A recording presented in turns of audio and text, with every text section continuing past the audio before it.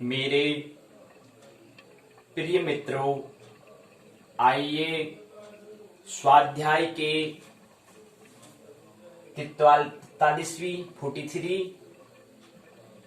और यहाँ पर हम आज संस्कृत विषय पर चर्चा कर रहे हैं। उत्तराखंड मुक्त विश्वविद्यालय के स्नातक प्रथम वर्ष के प्रथम प्रश्न पत्र, जिसको विश्वविद्यालय व्यक्त करता है। प्रश्न का कोड दिया है SL संस्कृत लिटरेचर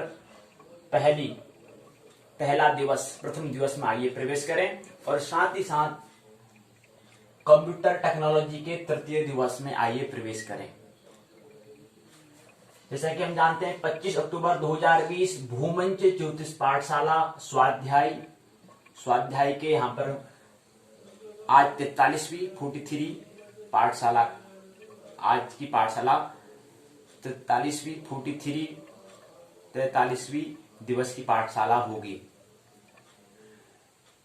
आइए आज की पाठशाला में प्रवेश करें। तो भूमंच ज्योतिष पाठशाला स्वाध्याय दिवस 43 डे 43 में आइए प्रवेश करें। पाठशाला 2 भागों में होती है, ये हम जानते हैं। पहला भाग है पाठचर्या प्रश्नोत्तर चर्चा, जिसे हम कहते हैं। दूसरा है भाग 2 है पाठ्यक्रम अर्थात पाठ्य चर्चा।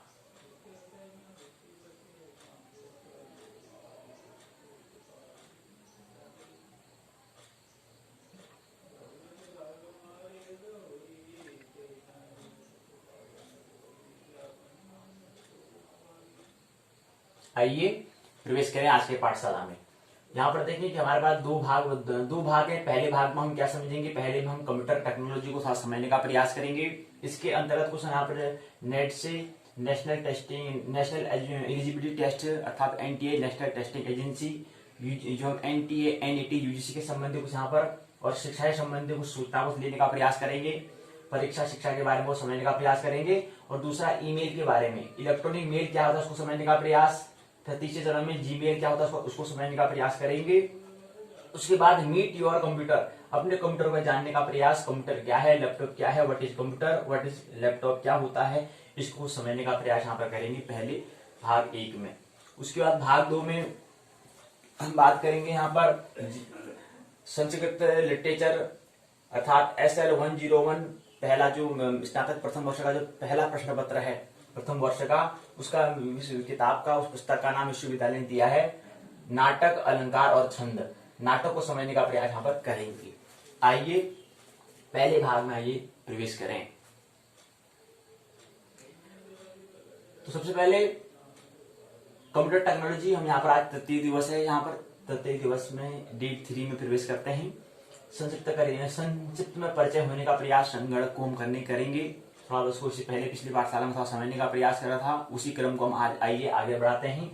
तो ये कहाँ पर है, जो हम कंप्यूटर की बात कर रहे हैं, इसको हमने जब हम वहां पर NTA NET UGC के बारे में वहां पर जब 2024 NTA NET UGC 2024 विषय पर जो हम चर्चा कर रहे थे, उसके अंतर्गत हमने ICTC को समझने का प्रयास किया था, इंफॉर्मेशन कम्युनिकेशन टेक्नोलॉजी को समझने का प्रयास किया था। उसी के अंतर्गत कंप्यूटर भी आता है, तो इसलिए हमने कंप्यूटर का यहाँ पर कंप्यूटर को हमने लेने का कंप्यूटर विषय पर हम यहाँ पर चर्चा करने के लिए इसको रखा है। तो कंप्यूटर क्या होता है, उससे पहले कुछ बातें हमें समझनी है, उसको हमें ख्याल रख, कुछ सूचनाएं हैं उसको समझेंगे। उसके बाद फिर हम मीट योर कंप्यूटर को समझने का प्रयास यहाँ पर करेंगे। लैपटॉप क्या होता है, लैप मैंने होता है गोद, टॉप मैंने होता है ऊपर, जिसे हम क्या करते हैं अपने गोद के ऊपर भी हम रख सकते हैं, उसको हम लैपटॉप कहते हैं। तो आखिर लैपटॉप क्या है, इसको समझने का प्रयास। और हमने दूसरा बताया कि इन्फॉर्मेशन होता है सूचना होता है, खबर जानकारी समाचार होता है। कम्युनिकेशन में होता है संवाद अर्थात संचार, जिसे हम कह सकते हैं। टेक्नोलॉजी में होता है प्रौद्योगिकी तकनीकी की हम यहाँ पर बात करते हैं। तो यहाँ पर ईमेल का मतलब होता है इलेक्ट्रॉनिक से मेल होता है। इलेक्ट्रॉनिक से मतलब होता है विद्युत आणविक। हम जानते हैं कि विद्युत भी क्या है, उसके छोटे अणु हम बात करते हैं। अणु के छोटे क्या होते हैं, परमाणु होते हैं। परमाणु छोटे क्वार्ट्ज होते हैं। ये क्या है, छोटा छोटा रूप है, मतलब पदार्थ का छोटा रूप, अंततः क्या होता है ऊर्जा होती है। तो इसलिए हम समझें कि जो पदार्थ है, पदार्थ के छोटे छोटे हिस्से के हम कण की यहाँ पर बात कर रहे होते हैं। तो इलेक्ट्रॉनिक से मतलब ये होता है ईमेल, मतलब होता है इलेक्ट्रॉनिक से मेल, और मेल का मतलब होता है मिलना था, संधि अथवा मिलन से हम बात करते हैं। कुछ बातों को हम यहाँ से भेज रहे हैं तो वो हमें वहाँ पर मिल जाती है, वहाँ पर क्या रहता है उसका हमें वहाँ पर उपलब्ध हो जाती है, मिल जाती है। तो मेल का मतलब है मिलना। लेकिन इलेक्ट्रॉनिक माध्यम से क्या है वो हम देखते हैं कि हमारे जो यहाँ पर टेक्नोलॉजी है उसके माध्यम से यहाँ पर बात करते हैं। उसके बाद जीमेल होता है, गूगल मेल इसको हम कहते हैं। ये क्या है, ये गूगल में जो हम बात करते हैं, गूगल में जो हम मेल बनाते हैं उसको जीमेल कहते हैं, और जो यहाँ पर इलेक्ट्रॉनिक से किसी को भेजते हैं तो इसको ईमेल कहते हैं। तो ईमेल और जीमेल क्या है इसको समझने का प्रयास भी करेंगे। उसके बाद कंप्यूटर है, उसको कंप्यूटर को अपने कंप्यूटर को कैसे जाने, अपने कंप्यूटर को हम कितना जानते हैं या अपने लैपटॉप को हम कितना जानते हैं उसको समझने का प्रयास करेंगे।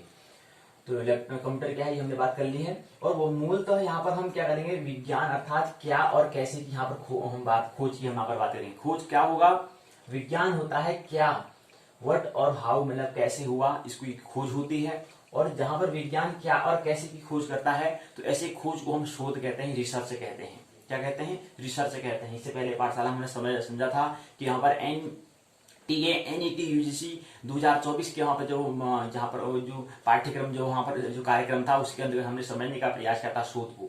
तो शोध को हमने क्या कहते हैं, रिसर्च किसे कहते हैं, रिसर्च इसे ही कहते हैं जहाँ पर क्या होगा, क्या और कैसे की खोज जहाँ पर हो रही होगी। जहाँ पर केवल खाली जानकारी की प्राप्त करने के लिए यहाँ पर हो रही होगी तो केवल खोज कहलाएगी, केवल सर्च कहलाएगा। लेकिन हमें यहाँ पर रिसर्च करना है तो विज्ञान क्या करता है, रिसर्च करता है, अनुसंधान करता है। इसको समझने का प्रयास यहाँ पर कोई बातें होंगी उसको समझने का भी प्रयास करेंगे। तो सूचनाएं कुछ है उसको लेंगे, उसके बाद फिर अपन उसकी पाठशाला को देने का प्रयास हम करेंगे। फिर हमने कहा था कि संस्कृत जो समय नाटक अलंकार छंद है जो दूसरा भाग है पाठशाला का, पाठ्यक्रम अर्थात पाठ्य चर्चा। इसके अंदर जीवन एक नाटक है। जीवन क्या है, एक नाटक है। हमें खेल अर्थात लीला हमें करनी होती है, लेकिन ये कब होगा, जब हम कर्ता से दृष्टा जब हो जाते हैं, जब हम देखने वाले हो जाते हैं अपने कर्मों का, हम क्या करते हैं जब अन्वेषण देखने वाले होते हैं तब जाके हम क्या कर सकते हैं, वो हमारे लिए खेल होगा। उससे पहले खेल नहीं हो सकता है।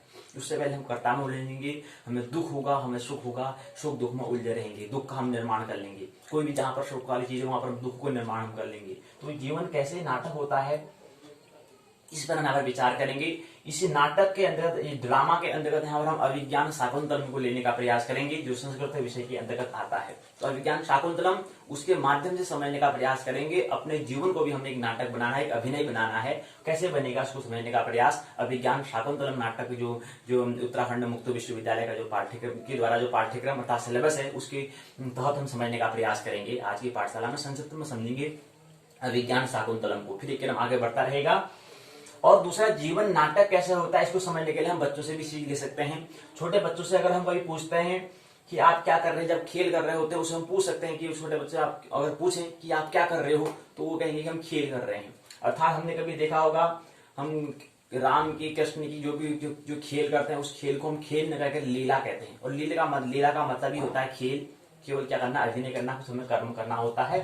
तो इसलिए छोटे बच्चे भी क्या है, उनके अंदर जो ऊर्जा है उस ऊर्जा उसको कुछ न कुछ काम में उसको करना होता है, इसलिए कुछ न कुछ कर्म कर रहे होते हैं जिसको बच्चे कहते हैं कि हम क्या कर रहे हैं, खेल कर रहे हैं।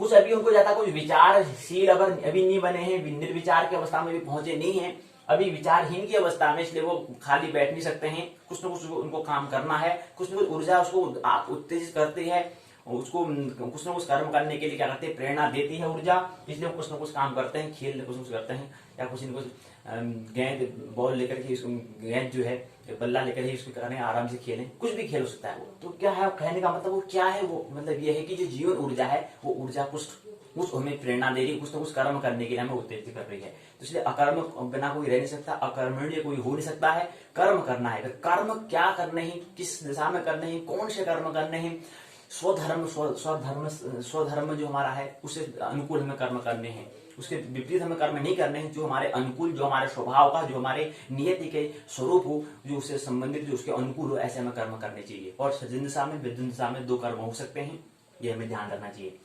तो छोटे बच्चों से पूछें कि आप क्या कर रहे हैं, जब खेल रहे हो तो उसमें कह सकते हैं, उसमें उनको यही कहेंगे कि हम खेल कर रहे हैं, बाकी इतना नहीं कर सकते। क्यों? क्योंकि अभी विचारहीन की अवस्था, विचारहीन मन है। मन कौन सा है? मन की अवस्था भी विचारहीन की अवस्था है। लेकिन जैसे ही वो बच्चा धीरे धीरे आगे बढ़ता है तो फिर वो विचारशील की अवस्था में पहुंच जाता है। किसमें? विचारशील की अवस्था में पहुंच जाता है, अर्थात विचार करने लग जाता है।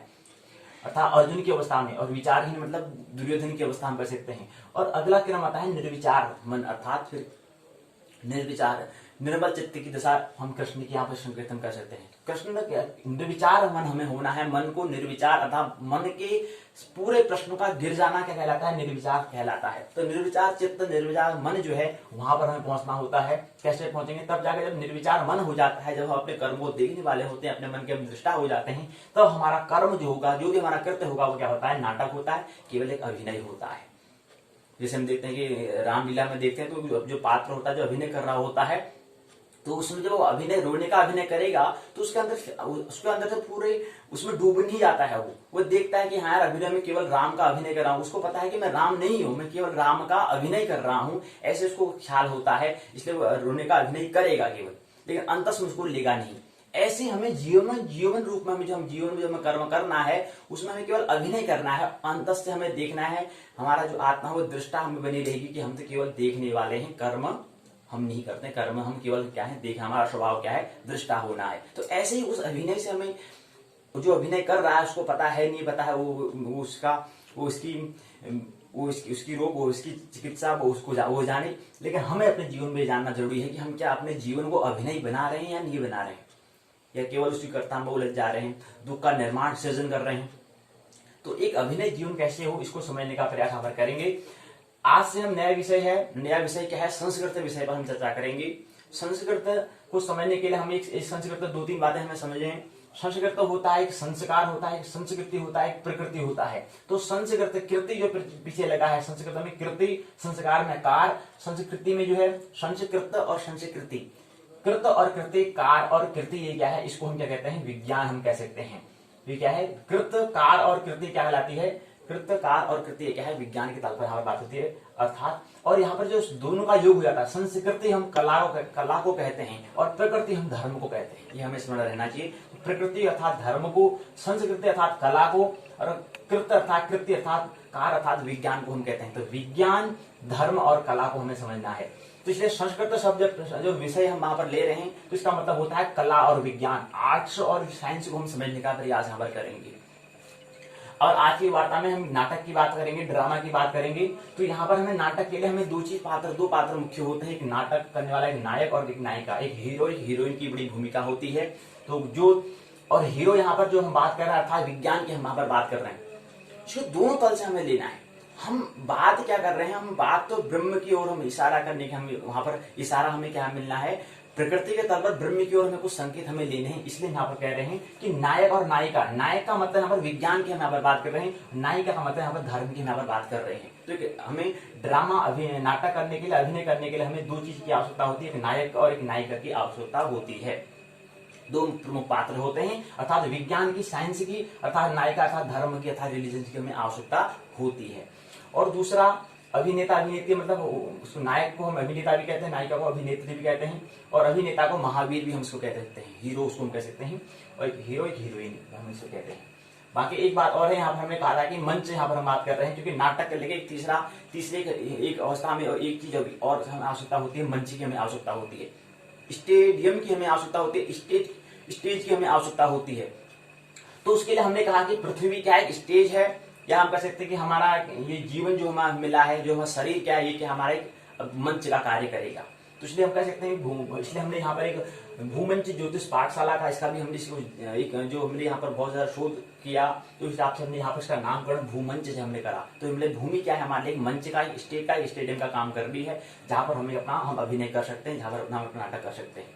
खाली शून्य में हम अभिनय नहीं कर सकते हैं, कुछ ना कुछ स्टेज होना चाहिए, मंच होना चाहिए, जहां पर हम अपना अभिनय, अपनी कला को, अपने धर्म को, अपने विज्ञान को बाहर निकाल पाएं और साझा कर पाएं। इसलिए हम ये कुछ न कुछ वसुधा भूमि हम उसको कह रहे हैं कि भूमंच है। ऐसे यहाँ पर नाटक करने के लिए, अभिनय करने के लिए मंच की भी आवश्यकता होती है। नायक नायिका, अभिनेता अभिनेत्री, महावीर जिसे हम कह सकते हैं, तो और साथ साथ एक मंच की हमें आवश्यकता होती है।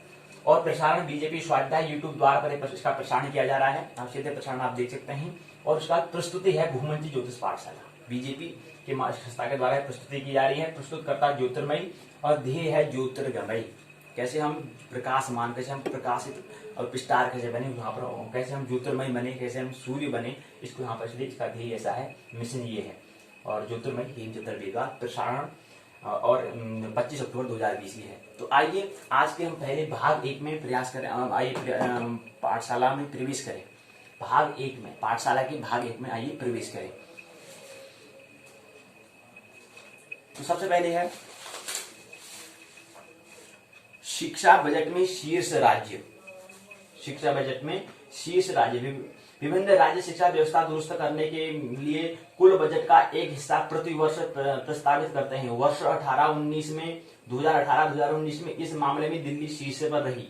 दिल्ली ने शिक्षा के क्षेत्र में कितना बजट मतलब पैसों का इंतजाम किया, कितना हमें उन्होंने कहा था कि हमें इतने शिक्षा में इतना प्रतिशत हमें व्यय करना है, तो दिल्ली इसमें शीर्ष पर रही है। शिखर पर दिल्ली है जिसने शिक्षा के क्षेत्र में इतना 22.5% क्या कर रखा है, शिक्षा के क्षेत्र में उन्होंने व्यय किया। पैसों का जो है मनी जो है मुद्रा जो है उसका व्यय 22.5% क्या है, दिल्ली शीर्ष पर है, इतना प्रतिशत उन्होंने शिक्षा पर व्यय किया। उसके बाद दूसरे नंबर पर बिहार आता है 19.6%। उसके बाद असम आता है 19.1%। उत्तराखंड आता है अगले क्रम में 17.7%। हिमाचल प्रदेश आता है 17.4%। ये अगले क्रम में हिमाचल प्रदेश आता है। तो शीर्ष पर 22.5% दिल्ली ने शिक्षा क्षेत्र में क्या करा, व्यय किया पैसों का। ये सरकार की यहाँ पर बात करें, और सरकार हम किसे कहते हैं, गवर्नमेंट किसे कहते हैं, आपको पता होना चाहिए। सरकार मतलब कि हम व्यक्तियों के द्वारा चुना गया एक देश के लिए, जिसमें कोई भी कार्य क्या हो, नियमबद्ध चरणबद्ध तरीके से हो। इसके लिए हम एक मुखिया बनाते हैं, जिसके लिए हमें क्या कहते हैं, चुनाव का हमें आयोजन करना पड़ता है। उसके द्वारा हम कहते हैं कि मुखिया को चुनते हैं, उसके लिए मुखिया होते हैं। और मुखिया के लिए कुछ प्रमुख उनके कुछ सेना भी होते हैं, सेना भी हम बात करते हैं। तो वो उच्च सदन निम्न सदन जो है वहाँ पर उच्च सदन निम्न सदन होते हैं। एक विषय हम अभी जब राजनीति विषय होगा वहां पर हम चर्चा करेंगे, लेकिन फिर अभी साथ समझिए कि सरकार मतलब क्या है, जनता के द्वारा चुना गया प्रतिनिधि, अर्थात हमारे पूरे देश का एक क्या मुखिया हम जो बनाते हैं, जो हम चुनते हैं। अब उसको हम किस तरह चुनते हैं, केवल पैसों के मूल्य में चुनते हैं या उसको उसकी हुनरता के हिसाब से उसको चुनते हैं, ये हम पर अर्थात प्रत्येक व्यक्ति पर निर्भर करता है। तो सरकार एक, जैसे शरीर हम कह रहे हैं, शरीर कहते हैं प्रत्येक सब चीज आ जाता है, प्रत्येक हिस्सा आ जाता है, मतलब मस्तिष्क भी आ जाता है, हृदय भी आ जाता है, नाभि भी आ जाता है। मुख्य 3 भाग जो होते हैं, वो मुख्य 3 भाग पर एक पूरा शरीर होता है। तो शरीर कहते हैं मस्तिष्क मतलब विज्ञान का भी, धर्म तथा प्रेम का भी, और अध्यात्म तथा भक्ति का भी जिक्र हो जाता है शरीर कहते हुए। ऐसी सरकार कहते हुए प्रत्येक व्यक्ति की क्या हो जाती है, बात आ जाती है। अगली सूचना है, अगला समाचार है शोध और विकास में खर्च। दुनिया के बहुत सारे देश अपनी जीडीपी, हमने कल बात की थी, जीडीपी मतलब होता है सकल घरेलू उत्पाद, ग्रोस डोमेस्टिक प्रोडक्ट। हमने बात की थी कि कितना हम वस्तु का सकल घरेलू जो उत्पाद है, डोमेस्टिक जो उत्पाद है, उसको हम उत्पाद कितना हम कर पा रहे हैं, कितनी जो वस्तु कितना उसको हम घरेलू उत्पाद उसको बना पा रहे हैं, उसको उसके हिसाब से हमारा जीडीपी के हिसाब से बात करते हैं। तो शोध और विकास में, रिसर्च और विकास के डेवलपमेंट पर खर्च के हिसाब में देखें तो दुनिया के बहुत सारे देश अपने जीडीपी का एक हिस्सा शोध और विकास के क्षेत्र में खर्च करते हैं। तो इस क्रम में सबसे पहले क्रम में जो है 4.30% के साथ इजराइल शीर्ष पर है। 4% अपना जो जीडीपी है उसका 4.30% क्या है, वो शोध पर, रिसर्च पर और विकास पर अर्थात डेवलपमेंट पर क्या करते हैं, व्यय करते हैं, इसलिए शीर्ष पर है इजराइल। इसी क्रम में दूसरा है दक्षिण कोरिया 4.20%, ये दूसरे नंबर पर इजराइल। तीसरे नंबर पर स्वीडेन है, जिसे जो शोध और विकास पर खर्च करता है 3.27% जीडीपी का। उसके बाद तृतीय क्रम में जर्मनी 2.90%, उसी क्रम में अगले क्रम में अमेरिका 2.80, और इसी क्रम में भारत कितना करता है अपना जीडीपी का, कितने सकल घरेलू उत्पाद का कितना प्रतिशत शोध में, रिसर्च में और विकास में, डेवलपमेंट में व्यय करता है, खर्च करता है, वो देखते हैं। तो उसके साथ भारत अपनी जीडीपी का 0.7% हिस्सा क्या करता है, शोध और विकास में खर्च करता है। 1% भी हम जीडीपी का 1% भी हम शोध और विकास में, रिसर्च और डेवलपमेंट में नहीं लगाते हैं। ये थोड़ा हैरानी की बात है, आश्चर्य की बात है कि हम 1% भी क्या है शोध और विकास में, रिसर्च और डेवलपमेंट में व्यय नहीं करते हैं। ये थोड़ा क्या है, आश्चर्य करने वाली बात है। जबकि इसी क्रम में इजराइल जो है 4.30% क्या है शोध और विकास में, रिसर्च और डेवलपमेंट में व्यय करता है। ये सूचना 22/7/2020 की है। अगली सूचना है अनुसंधान विकास खुली खिड़की। किसी नई तकनीक या ज्ञान के अनुसंधान और उसके विकास के लिए किया जाने वाला वैश्विक खर्च 17 खरब डॉलर की नई ऊंचाई पर पहुंच गया है। इसमें 80% हिस्सेदारी मात्र 10 देशों की है। करीब 50 अरब डॉलर खर्च के साथ भारत इस सूची में 7वें स्थान पर आता है। तो करें अनुसंधान मतलब रिसर्च के विकास के लिए, डेवलपमेंट के लिए, शोध के लिए जहां पर हम बात कर रहे हैं, तो वहां पर कह रहे हैं कि वैश्विक खर्च होकर यहां पर बात कर रहे हैं तो 17 खरब डॉलर की क्या है नई ऊंचाई पर पहुंच गया है। तो अनुसंधान और विकास के लिए, शोध और डेवलपमेंट के लिए, रिसर्च के लिए और विकास के लिए, डेवलपमेंट के लिए किया जाने वाला जो वैश्विक खर्च है वो कितना खर्च है, भुगतान 17 खरब डॉलर की क्या है नई ऊंचाई पर पहुंच गया है। इसमें 80% हिस्सेदारी मात्र 10 देशों की है। वो 10 देश कौन कौन से हैं? सबसे पहले अमेरिका, फिर चीन, फिर जापान, फिर जर्मनी, फिर फ्रांस, फिर दक्षिण कोरिया, फिर भारत, फिर ब्रिटेन, फिर ब्राजील, फिर रूस। ये 10 जो देश हैं, इन 10 देशों ने 80% हिस्सेदारी मात्र 10 देशों की हिस्सेदारी इसमें है, जिसमें खर्च कितना हो गया है 17 खरब डॉलर का, में 80% क्या है इन 10 देशों का नाम आता है। तो सबसे क्रम में पहले अमेरिका है, जिसने क्या कर रखा है 476.5 अरब डॉलर। उसके बाद चीन 370.6 अरब डॉलर। उसी क्रम में जापान 170.5 अरब डॉलर, जर्मनी 109.8 अरब डॉलर, फ्रांस 73.2 अरब डॉलर, दक्षिण कोरिया 60.8 अरब डॉलर, भारत क्या है 48.1 अरब डॉलर। भारत 7वें क्रम में, पहला अमेरिका, दूसरा चीन, तीसरा जापान, चौथा जर्मनी, 5वां फ्रांस, छठा दक्षिण कोरिया, 7वें नंबर में भारत आता है। और भारत कितना, भारत 48.1 अरब डॉलर क्या करता है अनुसंधान के लिए, अनुसंधान अर्थात शोध और विकास के लिए खर्च करता है। उसका ट्रेन जो है 44.2, अगला क्रम, उसके अगला क्रम है ब्राजील 42.2, 42.1। ब्रिटेन जो है 44.2 अरब डॉलर की क्या करता है खर्च करता है। ब्राजील 42.1 अरब डॉलर करता है। रूस जो है 39.8 अरब डॉलर व्यय करता है। तो टोटल और पूरे विश्व की अगर बात करें तो जो हमारे अनुसंधान और विकास के लिए जो खर्च है वो कितना बढ़ गया है, वैश्विक खर्च 17 खरब डॉलर बढ़ चुका है, 17 खरब डॉलर हो चुका है। ये आंकड़े 2018 के हैं, ये हमें ख्याल रखना चाहिए।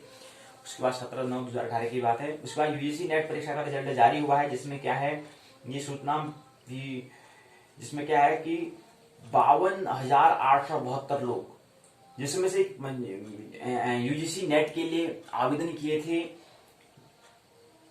11,48,235 उम्मीदवार थे, जो इस शिक्षा के क्षेत्र में, शिक्षक और शोध के क्षेत्र में जो जाना चाहते थे। तो उसमें से 11,48,235 लोगों ने क्या करा था, पंजीकरण कराया था, जिसमें से केवल एग्जाम देने के लिए 8,59,498 लोग क्या गए थे, परीक्षा उन्हें दी थी, परीक्षा में बैठे थे।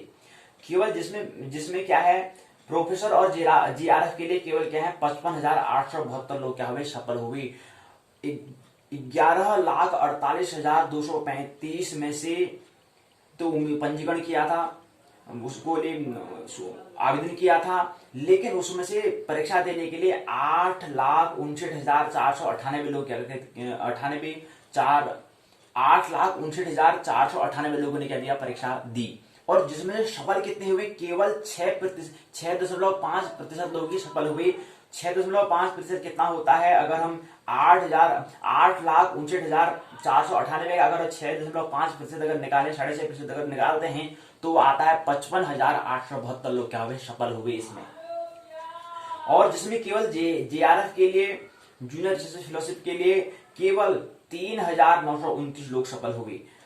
55,872 दोनों का योग है, प्रोफेसर और जीआरएफ दोनों का योग से क्या बनते हैं, 52,872 लोग जो परीक्षार्थी हैं मुझे सफल होते हैं। जिसमें से 52,872 में से अगर हम 3,929 उसमें से केवल 3,929 लोग ही क्या हुए हैं, जीआरएफ शोध के क्षेत्र में क्या हुए, सफल हो पाए हैं।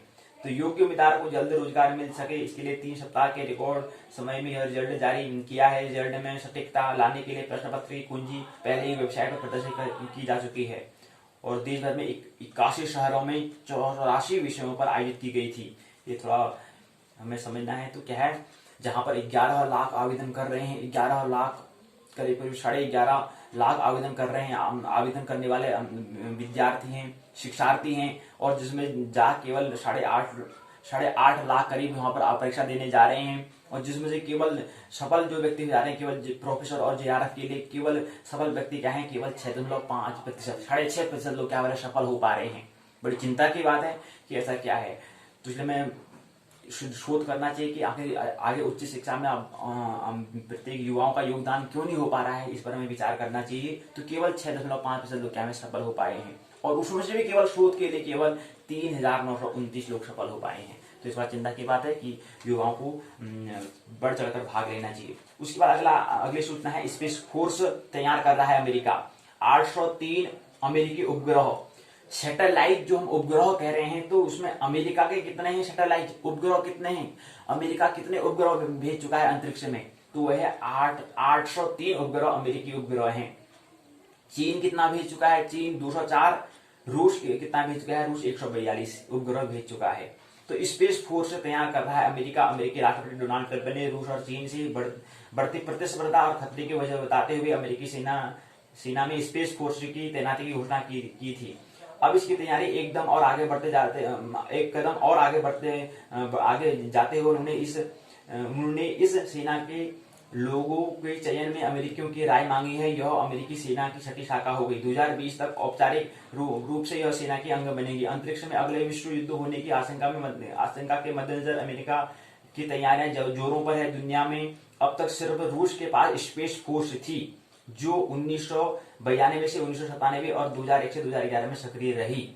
दुनिया में अब तक सिर्फ रूस के पास क्या थी, रूस के पास स्पेस फोर्स थी, लेकिन अब अमेरिका भी स्पेस मतलब अंतरिक्ष में फोर्स सेना को तैयार करने की योजना बना रहा है। इसलिए उसने लोगो, कौन सा लोगो बनाए, इस पर बात करें। क्या है स्पेस फोर्स, कुछ आप विचार करें, चिंतन करें कि क्या है, क्योंकि विज्ञान के लिए हमें क्या और कैसे, हाउ को हमें समझना होगा, इन प्रश्नों को हमें ढूंढना होगा। उसके बाद अगला सूचना है, बोनी आकाशगंगाओं पर शोध किया। देवस्थल में लगाई गई दूरबीन एरिज के खगोलविदों के लिए शोध में मददगार बनी।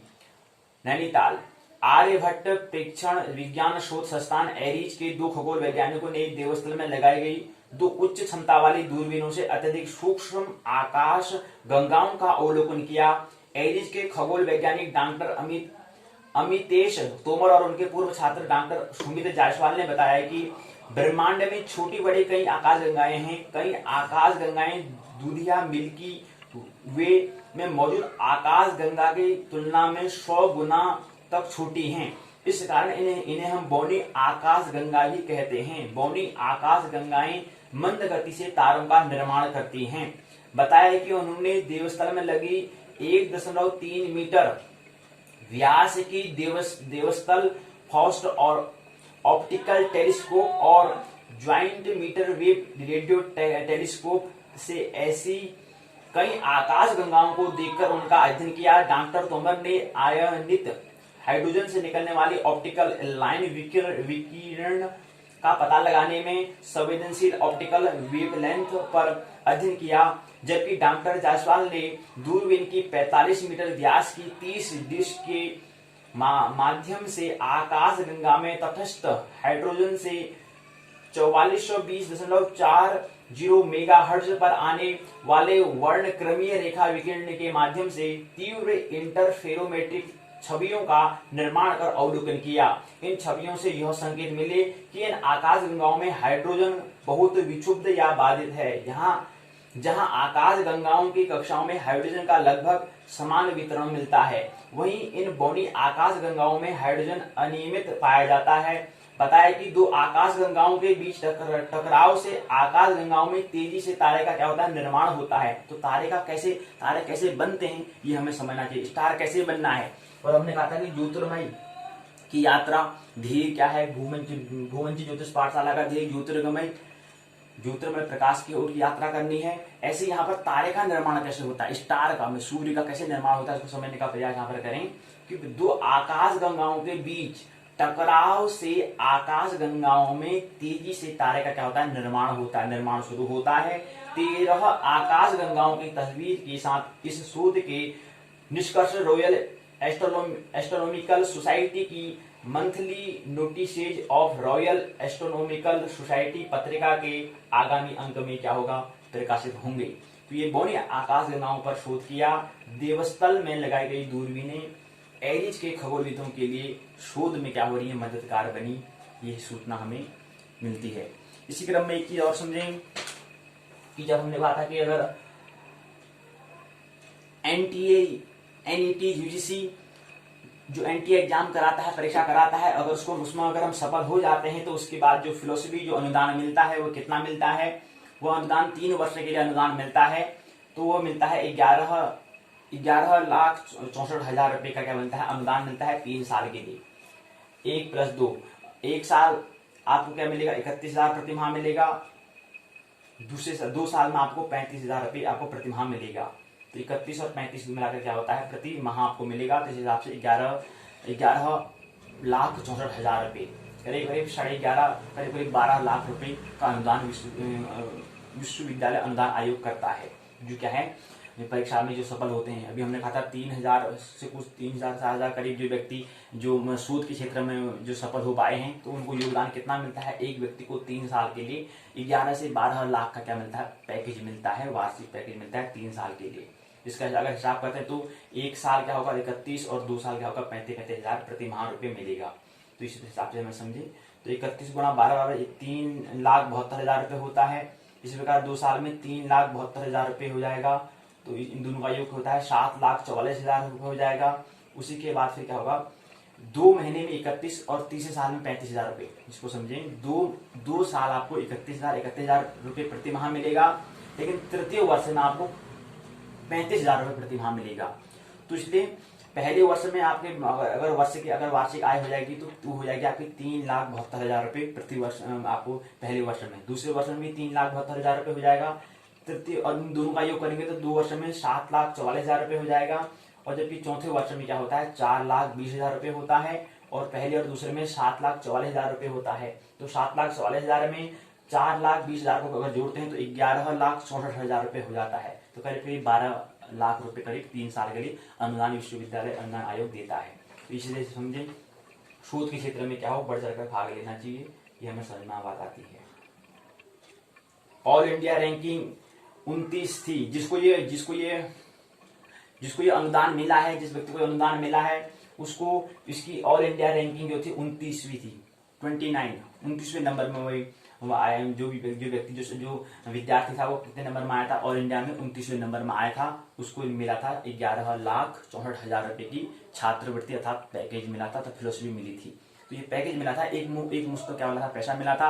अगर उसको अगर विभाजन अगर करते हैं अगर 3 साल के लिए विभाजन करते हैं, 12 36 महीने की अगर हम बात करते हैं तो प्रति महीने पहले और दूसरे यानी 24 महीने क्या मिलेगा, 31,000 प्रति माह मिलेगा। लेकिन अगले जो 12 माह, अगले जो तृतीय वर्ष में जो अगले जो 12 माह होते हैं उसमें 35,000 प्रति माह मिलता है।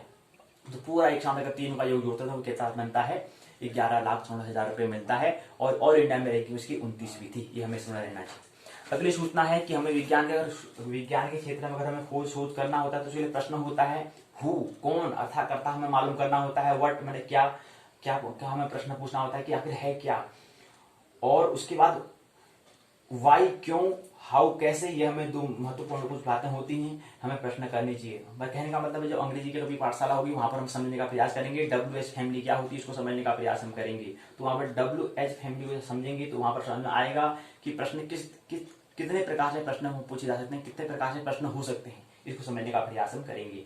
किसको क्या, किसको कौन, क्या, किसको, किसका, कौन सा, कहाँ, कब, क्यों, ये क्या होता है, WH फैमिली के अंदर आता है, WH परिवार के अंतर्गत आता है। उसके बाद फिर आता है कैसे, कितना, कितने समय से, कितना दूर, कितना बड़ा, कितनी बार, ये हमें समझने का प्रयास होता है।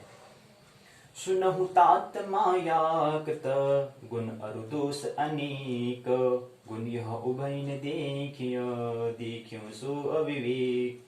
उत्तरकांड के 41वें दोहे में यहाँ पर दिया है। उत्तरकांड के 41वें दोहे की छठवीं चौपाई है।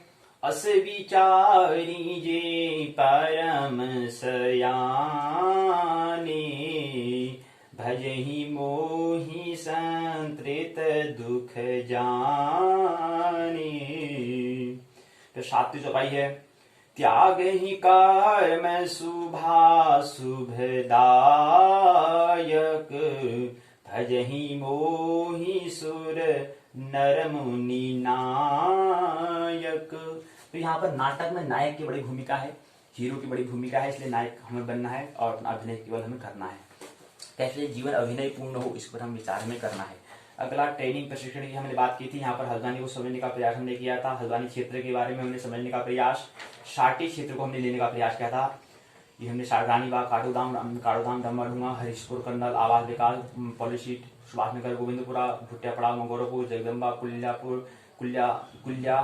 कुल्यालपुर, तल्ली बम्बई, मल्ला गोरखपुर, तल्ला गोरखपुर, राजेंद्र नगर, राजपुरा पड़ाव, टनकपुर रोड, किदवई नगर, बाजार क्षेत्र हो गया, हीरा नगर हो गया, शिवपुरी भवानीगंज हो गया, रामपुर रोड हो गया, पर्वतीय मोहम्मद हिमालय फार्म हो गया, भनपुरा लाइन 14 से 16 हो गया, फिर भनभूलपुरा लाइन 8 से 13 हो गया, भनभूलपुरा लाइन 14 से 16 हो गया, गपुर बस्ती बनभूलपुरा हो गया, लाइन नंबर 17 से 20 हो गया, नई बस्ती बनभूलपुरा हो गया, गांधीनगर हो गया, बरेली रोड धर्मपुरा हो गया, इंदिरा नगर हो गया, इंदिरा नगर दक्षिणी हो गया, कंपनी बाग हो गया, इंदिरा नगर पश्चिमी हो गया, इंदिरा नगर पूर्वी हो गया, ब्यूरा डुमरडुंगा बंदोबस्ती हो गया, जवाहर ज्योति आंशिक डुमरडुंगा हो गया, बंदोबस्ती हो गया, जवाहर ज्योतिष प्रथम हो गया, जवाहर ज्योतिष द्वितीय हो गया, भिटोरिया हो गया, लोहरिया साल मल्ला धार भिटोरिया हो गया, लोहरिया साल तल्ला हिम्मतपुर मल्ला हो गया, भगवानपुर हो गया, हरिनगर हो गया, छड़याल हो गया, कुसुमखेड़ा पश्चिमी हो गया, कुसुमखेड़ा पूर्वी हो गया, व कोहली कॉलोनी हो गया, भिटोरिया पश्चिमी, भिटोरिया पूर्वी, बमोरी मल्ली, बमोरी बंदोबस्ती, बमोरी बंदोबस्ती, आदर्श नगर, मुखानी प्रथम, मुखानी द्वितीय, मुखानी तृतीय, मुखानी चतुर्थ, मुखानी पंचम, मानपुर उत्तर, मानपुर, हल्द्वानी तल्ली, मानपुर उत्तर, हल्द्वानी तल्ली, मनोज जोशी, गोजाजाली उत्तर, गोजाजाली। ये हमने समझने का प्रयास किया था। शाटी यहाँ पर क्षेत्र को हमने हल्द्वानी के अंदर जो क्षेत्र आते हैं उसको समझने का प्रयास हमने किया था पिछली पाठशाला में। उसको यहाँ पर संकेत, यहाँ पर सूचनाएं मिल रही हैं। इसके अंतर्गत फिर हमने बताया था कि जो हल्द्वानी क्या है। Haldwani second most population city in the India state of Uttarakhand, Indian state of Uttarakhand की जनसंख्या क्या है 2019 में 3,64,129, करीब 4 लाख करीब यहाँ पर जनसंख्या है।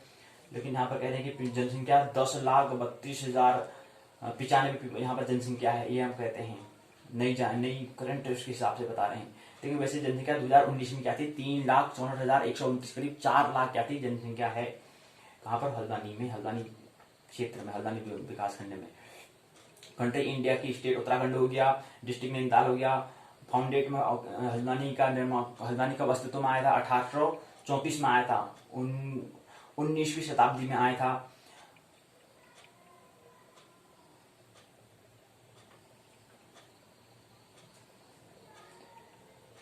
हल्दू से इसका नाम शब्द जो है हल्दू से हल्द्वानी बना है। मेजर जोगिंद्र पाल सिंह रोतेला है।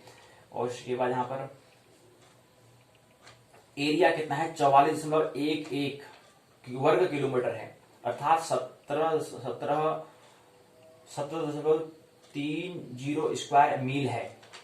44.11 वर्ग किलोमीटर है, 44.11 वर्ग किलोमीटर है। और इसका इलेवेशन अगर बात करते हैं, अगर इलेवेशन की अगर बात करें तो वह 424 मीटर अर्थात 1391 फीट की हम बात करते हैं। इलेवेशन की बात करते हैं कि उसकी ऊंचाई कितनी है।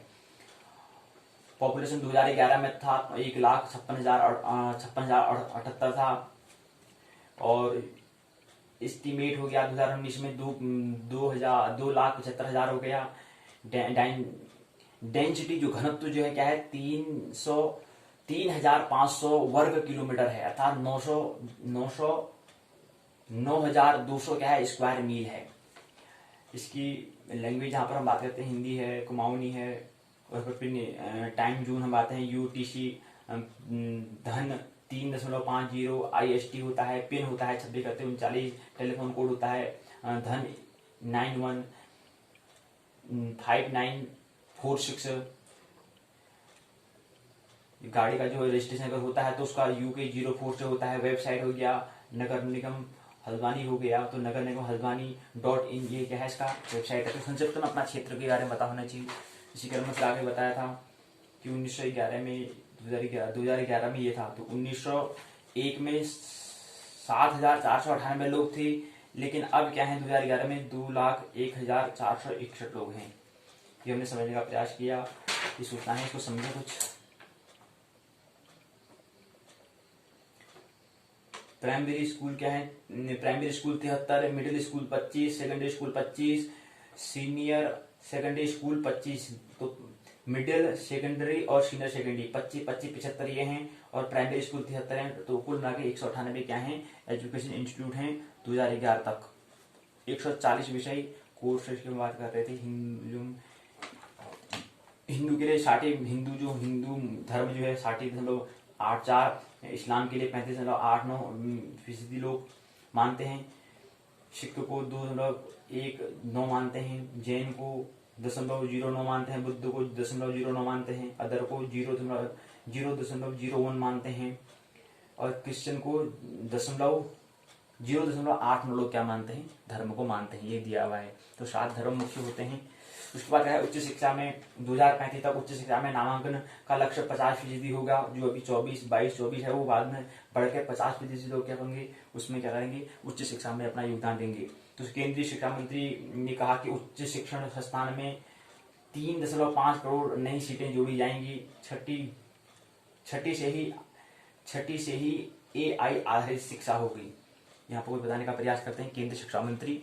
इसी क्रम में अगला क्रम है सरकारी नौकरियों के लिए देश में अब एक एजेंसी एक परीक्षा। जो हम NTA की बात कर रहे थे कि NTA NET UGC जो हम बात कर रहे हैं, आने वाले समय में फिर NTA NET UGC बदल जाएगा। फिर सभी के लिए एक ही जो सामान्य जो परीक्षा होता है, जो पहला पेपर होता है, सभी के लिए एक हो जाएगा। तो इसलिए यहाँ पर बना है कि सरकारी नौकरियों के लिए देश में अब एक एजेंसी एक परीक्षा। तो एक एजेंसी है जहाँ पर NTA क्या है, नेशनल टेस्टिंग एजेंसी है। ऐसी अब क्या होगी, एक पूरे देश के लिए जो कोई भी फील्ड में, चाहे पुलिस वाले क्षेत्र में जाना हो, किसी को डॉक्टर, किसी इंजीनियर, किसी को विज्ञान के क्षेत्र में, शोध के क्षेत्र में जाना है, तो सभी के लिए क्या होगा, एक एजेंसी होगी, एक संस्था होगी जो एक पेपर कराएगी। जनरल पेपर सभी के लिए एक ही होगा, एक ही समान होगा। तो क्योंकि प्रत्येक व्यक्ति क्या है, एक ही देश में रहे, तो एक जैसी जानकारी, सामान्य जानकारी एक जैसी प्रत्येक व्यक्ति को होनी चाहिए। वो सामान्य जानकारी अब क्या क्या होनी चाहिए, इस पर विचार करना चाहिए कि कौन कौन से हमें सामान्य जनरल नॉलेज के लिए हमें क्या क्या बात हमें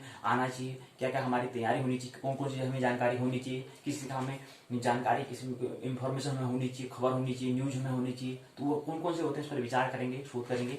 लेकिन समझ लें कि सरकारी नौकरी के लिए देश में अब एक एजेंसी और एक परीक्षा होगी, सामान्य पेपर।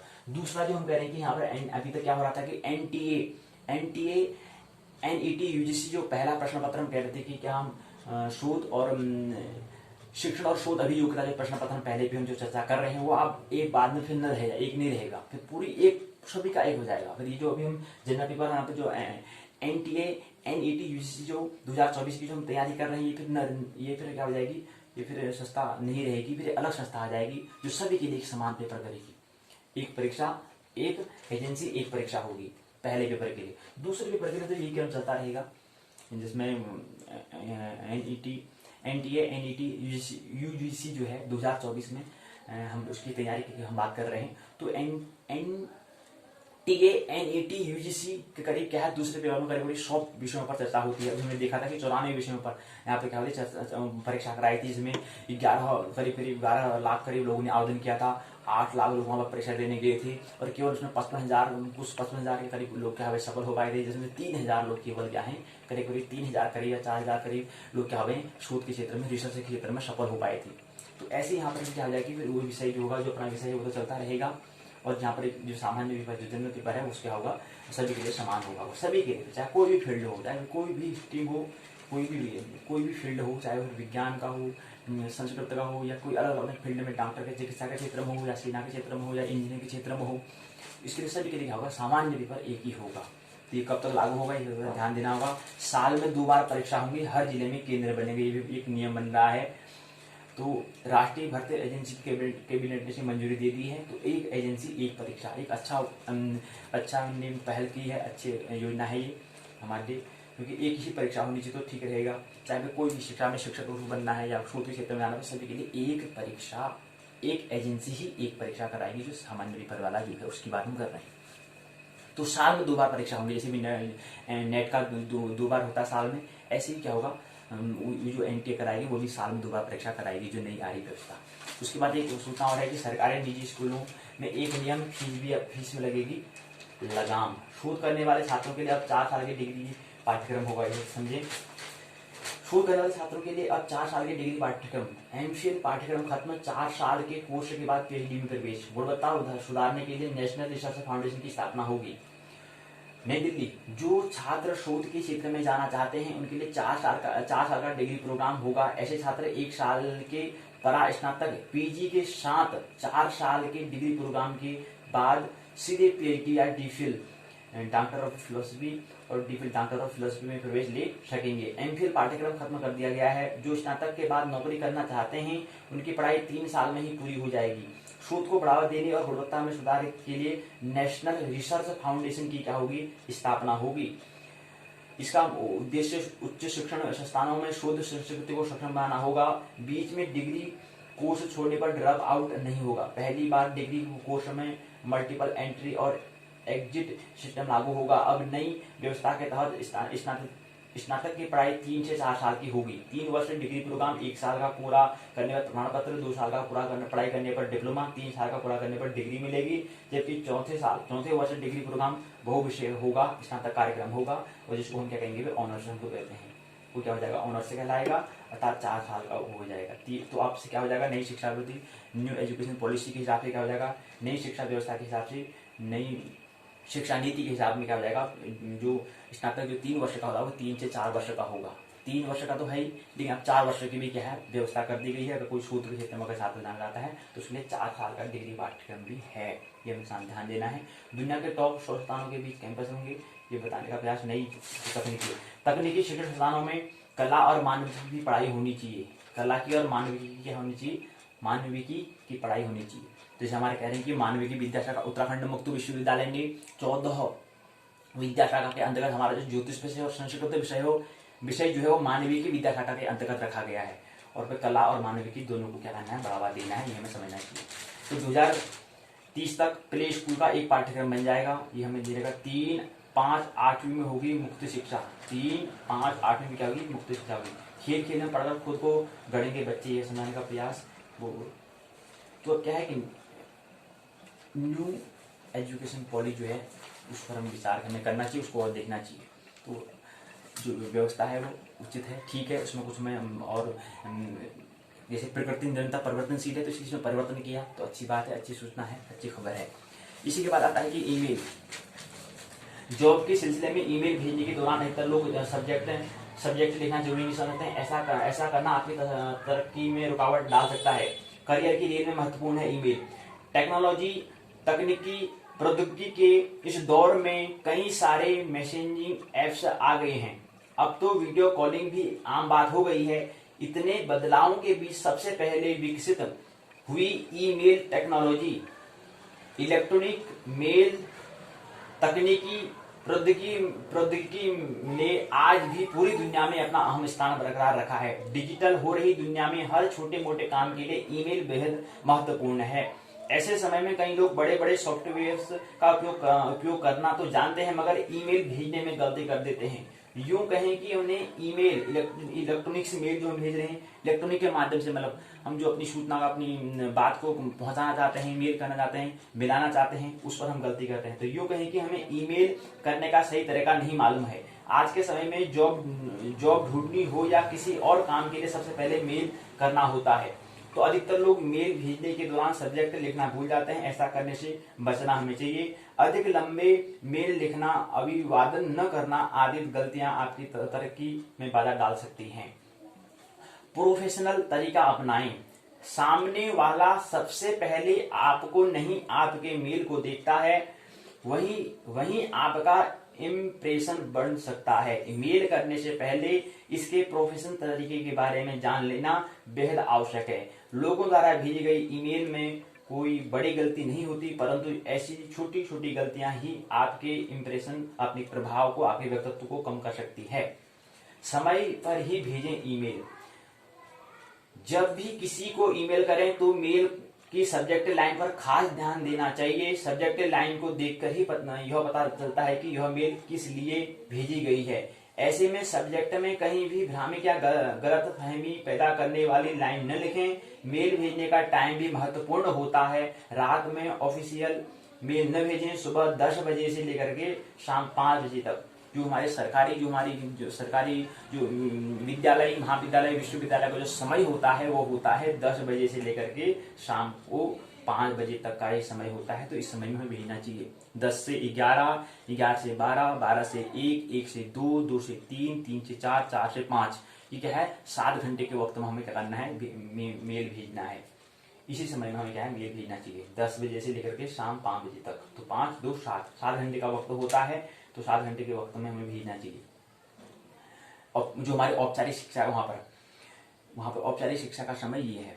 उसके बाद मेल लिखते समय हमेशा अपनी बातों को पॉइंट में समझाने की कोशिश करें। क्योंकि अक्सर लोग मोबाइल पर ईमेल पढ़ते हैं। अगर आप अपनी बातों को संक्षेप में समझाएंगे तो अच्छा रहेगा। सबसे ऊपर अधिक महत्वपूर्ण बातें को लिखना सही होता है। मैसेज का साधारण भाषा में लिखें। मैसेज जो आप देख रहे हैं, जो भी आप सूचना दे रहे हैं, जो भी आप सूचना को आप साझा करना चाह रहे हैं, मेल करना चाह रहे हैं, तो उसमें आप मैसेज को क्या करना है, आपको साधारण भाषा में लिखना है। ईमेल में आग्रह करना चाहते हैं तो इस बात का ध्यान रखें कि उनमें विनम्र शब्दों का इस्तेमाल किया गया हो। कुछ मिलते जुलते शब्द ईमेल का भाव ही बदल सकते हैं। ईमेल में स्लैंग लिखने से हमेशा बचें।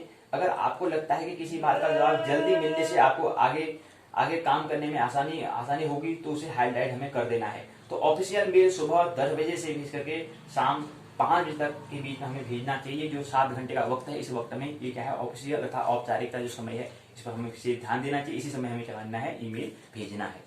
इसी क्रम में जीमेल क्या होता है, जीमेल को समझें।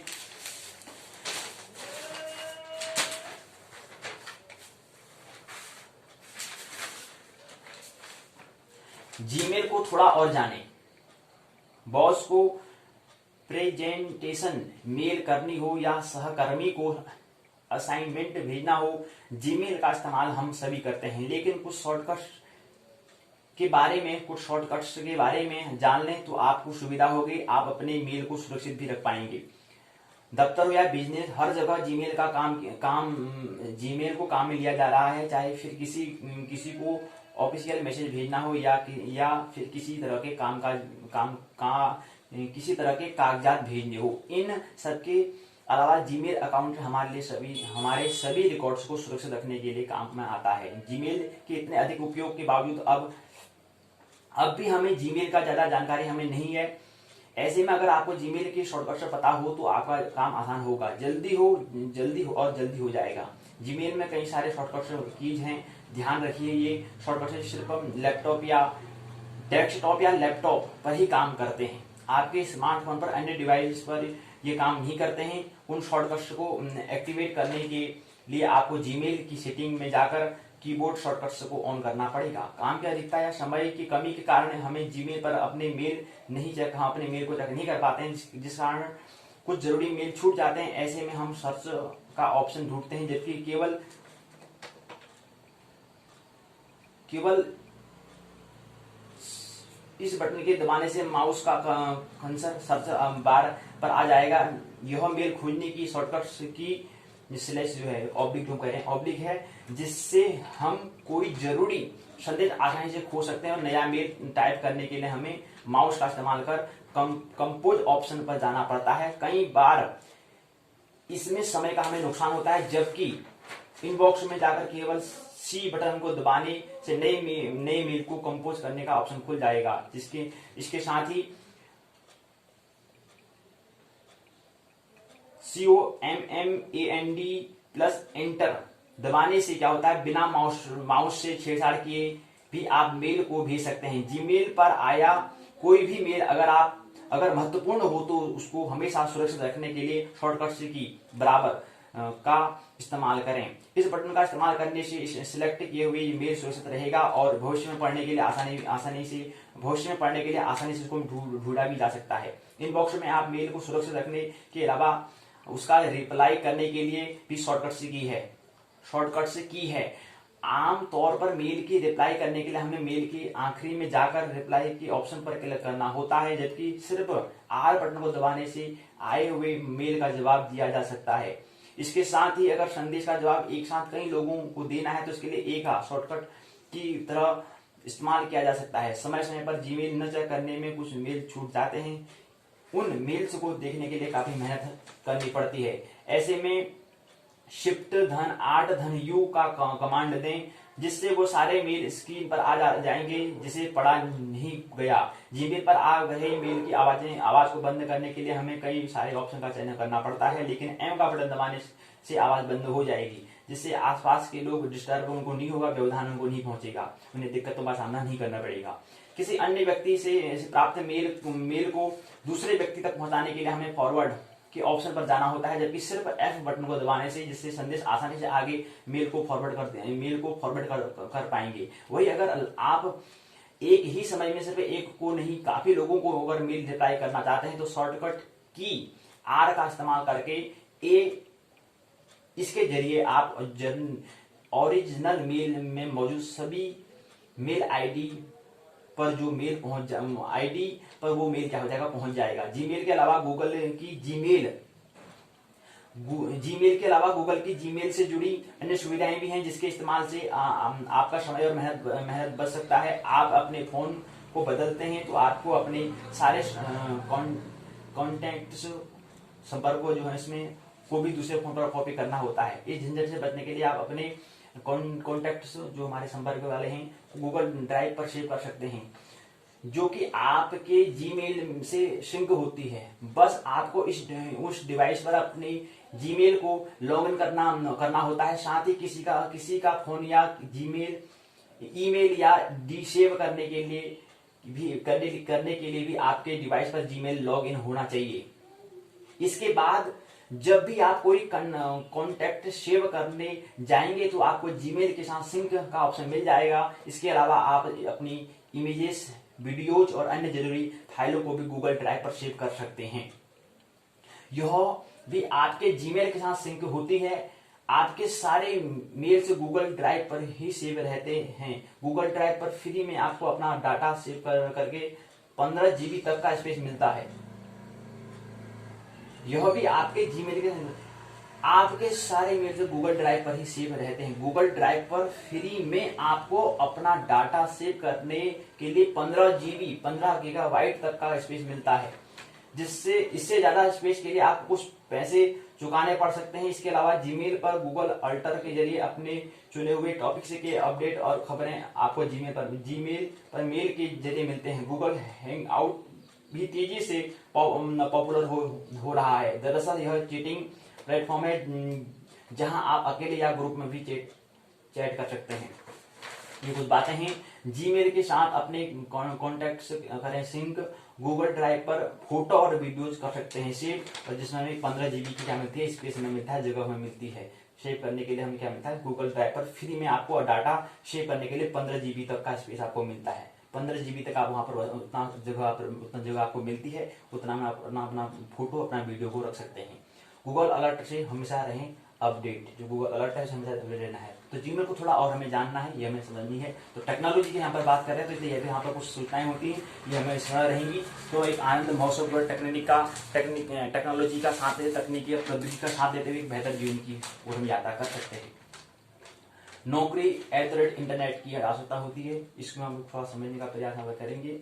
आंकड़े भी देते हैं अवसर, ये बताने का प्रयास यहाँ पर किया है। सरकारी नौकरी हो या फिर कारपोरेट कंपनी में जॉब, अब नौकरियों के विज्ञापन और उसके आवेदन के लिए भी इंटरनेट ही सबसे बेहतर प्लेटफॉर्म है। क्या है? प्लेटफॉर्म है, अड्डा है। करियर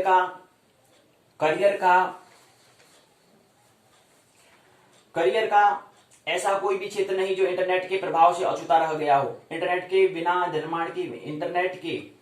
बिना निर्माण की बात सोचना ही बेकार है। इंटरनेट के इस दौर में सूचना प्रौद्योगिकी, इंफॉर्मेशन कम्युनिकेशन टेक्नोलॉजी जो है, सूचना अर्थात इंफॉर्मेशन टेक्नोलॉजी जो है,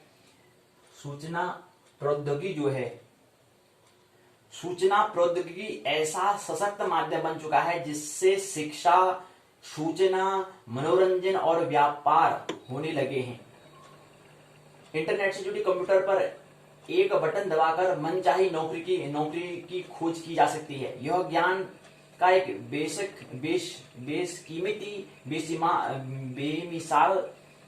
बेमिसाल जरिया है। इंटरनेट कनेक्शन के जरिए कंप्यूटर संगणक एक विश्वव्यापी नेटवर्क से जुड़ जाता है। जैसे जैसे इंटरनेट का विस्तार होता जा रहा है, इंटरनेट के क्षेत्र में करियर के अवसर भी बढ़ते जा रहे हैं। आज हर किस्म की वेबसाइट अपने खास कॉलम में करियर विद अंश का कॉलम भी रखती है। आप कंपनी की प्रोफाइल और जरूरत समझकर अपनी क्वालिफिकेशन और अनुभव के आधार पर सीधे अपना रिज्यूम यहाँ अपलोड कर सकते हैं। आजकल की ज्यादातर वेबसाइट जो पोर्टल हैं इस तरह तैयार की जाती हैं कि नौकरी तलाश करने वाले युवा वहां लगभग सभी तरह की जानकारी प्राप्त कर सके। मसलन आपका बायोडाटा, आपकी जीवनी किस तरह लिखा जाए, इंटरव्यू के लिए कैसे तैयारी की जाए, इसके लिए आपको ढेर सारे टिप्स दिए जाते हैं जो आपको एक संभावित विजेता बनाते हैं। इन वेबसाइटों पोर्टल पर आपको दुनिया भर की नौकरियों की जानकारी मिलेगी।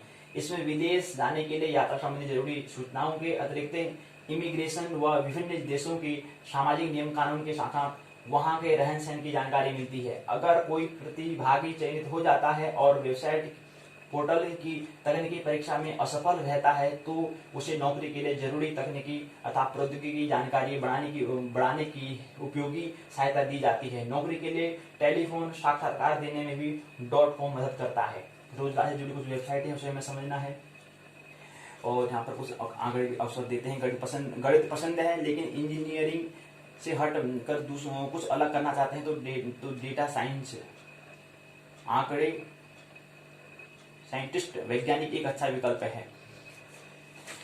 इसी क्रम में ये बातें सुनता है समझने का प्रयास में करना है। अगले क्रम में बता रहे हैं कि 5G कितनी बदलेगी इंटरनेट की दुनिया।